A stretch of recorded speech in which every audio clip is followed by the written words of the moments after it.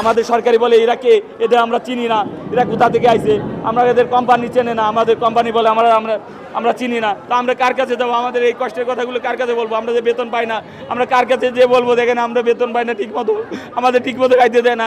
সরকার এখন যে আইন করতে চাচ্ছে এটার জন্য আমাদের আরও বিপদ হবে, যে আমরা আমাদের কথাগুলো বলতে পারবো না। তারা যদি চায় যে আমাদের 2 বছর পরে বেতন দেবে, সেটাও পারবে। তারা যদি চায় আমাদের 10,000 টাকা বেতন দিয়ে চালাবে, পাই দেখেন আমরা এই যে 17,610 টাকা বেতন পাই, 17,610 টাকা বেতন পাই।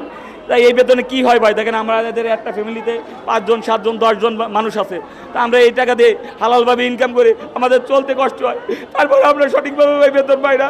আমাদের 6 মাস 3 মাস পর পর বেতন দেওয়া হয়। আমরা কত কষ্টে আছি ভাই সেটা আমরা জানি, আমাদের কষ্ট কেউ বুঝবে না ভাই। আমরা কত কষ্ট আছি এটা আমরা বলতে পারি।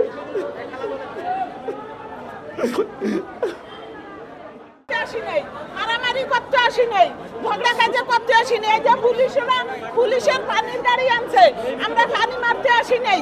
এই যে আমাদের ছেলে মেয়ে, অসহায় ছেলে মেয়েদের আইছে, আমরা 4 মাস 5 মাস ধরে বেতন পাই না। আমরা ওয়ার্ডে কাজে গেলি সিস্টাররা, ডাক্তাররা অথবা সরকারি লোকেরা বলে কি এই কাজ ভালোভাবে না করলি তোরে ঘাড় ধাপ করে দিয়ে বাইর করে দেবো। আজকের ঘটনা বলেন, আমি এখন সকাল ডিউটি করে আইছি, বুঝছেন? এই সকাল ডিউটি আমি করতে গেছি, আমি ক্লিনার, আমারে কি বলে তুমি এটা কেন না লাগাইতে পারো না? আমি আবারও বলছি আমাদের দাবি দাবাটা মেনে নেন সুস্থভাবে।